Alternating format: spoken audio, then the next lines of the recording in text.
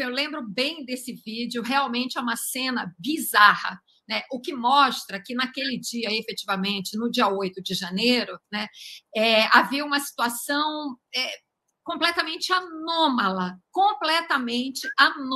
no Palácio do Planalto. O Palácio do Planalto sendo invadido, atacado por golpistas, e esse tenente-coronel, ele era, né, o comandante do Batalhão da Guarda Presidencial, que existe, que tem como função principal proteger o Palácio do Planalto, né? E aí ficou esse momento de confronto, de duplo comando, né, da Polícia Militar, que queria prender os golpistas, e desse tenente-coronel, que queria defendê-los ou protegê-los, ou minimamente facilitar a saída deles do Palácio do Planalto.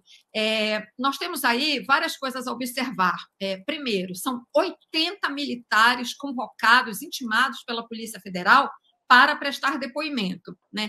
É óbvio que com 80 pessoas prestando depoimento, a gente vai ter muitas contradições a serem analisadas. Impossível, se é que é o caso de combinarem alguma versão para tentar se defender daquilo que é indefensável, ou seja, né, essa falha estrondosa na proteção ao Palácio do Planalto, se é que é possível tentar combinar alguma versão, isso não é possível sustentar, né, qualquer versão combinada entre 80 pessoas perante a Polícia Federal. Então, claro que vai sair muita coisa daí, são depoimentos importantíssimos.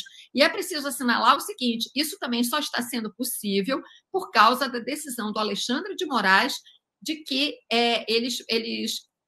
esses militares teriam que ser investigados pela justiça comum e não pela justiça militar. Só isso já é um avanço extraordinário neste começo de rearranjo institucional, né, de rearrumação institucional que a gente está vendo nesse começo de reconstrução do Brasil, digamos assim, né? Então, esse já é um passo muito importante, militares sendo investigados pela justiça comum nesta quantidade, né? A gente está falando de 80 militares. Então, eu diria até, sem medo de errar, ela não é só a maior ação penal contra um grupo de militares desde a redemocratização.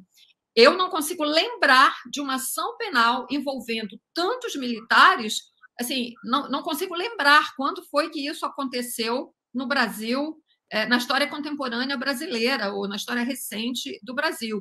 Durante a ditadura isso não acontecia porque militares fizeram o que bem entenderam, cometeram crimes de lesa humanidade e não foram investigados, muito menos punidos por isso, né? Como todos nós sabemos, né? Eles foram cobertos pelo manto protetor da lei de anistia, indevidamente, a meu ver.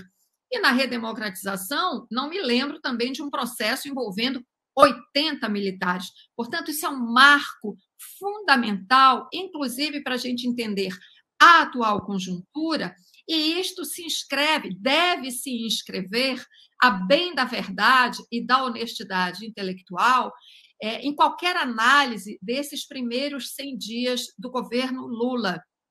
Eu estou me referindo à maneira como esta crise militar vem sendo administrada por Lula. O Léo Sakamoto acaba de fazer uma menção a isso, né? Diante do ataque golpista, o Lula soube muito bem e muito rapidamente trocar o comando do Exército, né? Trocou o comandante do Exército, que foi bastante hesitante, para dizer o mínimo, né? Com relação a essa crise provocada pelo 8 de janeiro, trocou por um outro comandante do Exército, general Tomás, que tem tido até então, e até onde se sabe, né, tem tido uma postura legalista, uma postura de defesa da legalidade, né? Enfim, está sendo dado aí um passo a passo no sentido de recolocar o Exército na sua posição estritamente profissional. Essa é uma crise de difícil administração que o presidente Lula vem fazendo, vem conduzindo muito bem. Isso não é pouca coisa, porque essa foi uma das piores heranças deixadas pelo bolsonarismo. A contaminação de parcela considerável das Forças Armadas pelo extremismo, pelo golpismo. Muitos poderão dizer, contaminação ou será que elas já eram golpistas há muito tempo e a gente é que não sabia? Pode ser. De qualquer maneira, né, essa parcela extremista e golpista das Forças Armadas, né, recebeu um estímulo poderoso durante os 4 anos de governo Bolsonaro. Então, o que Lula tenta fazer agora? E, a meu ver, está dando os passos certos nessa direção. Está tentando colocar o gênio de volta dentro da lâmpada, dentro da garrafa, né? O gênio saiu, se expandiu durante o governo Bolsonaro e agora Lula tenta colocá-lo novamente na garrafa com este auxílio do atual comandante militar. Isto não é pouca coisa. A administração dessa crise militar é um dos feitos desses primeiros 100 dias de governo Lula que não pode, que precisa ser levado em consideração.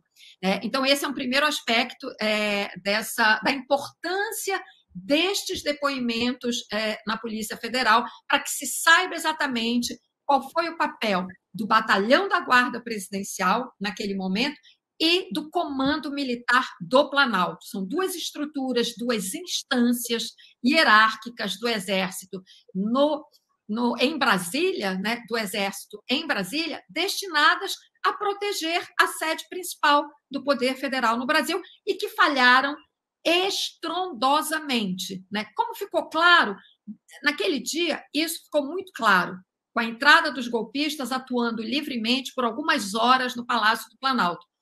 Já se sabia disso, isso era perceptível, né? Lula sabia disso, Flávio Dino sabia disso e o próprio ministro da Defesa, José Múcio, um tanto quanto vacilante no seu começo no ministério, mas que agora parece estar caminhando de forma alinhada com o presidente Lula. Então, isso já era perceptível, mas falta ainda individualizar as condutas, né, o que só pode ser feito ao longo do inquérito para que as responsabilidades e eventuais punições sejam definidas.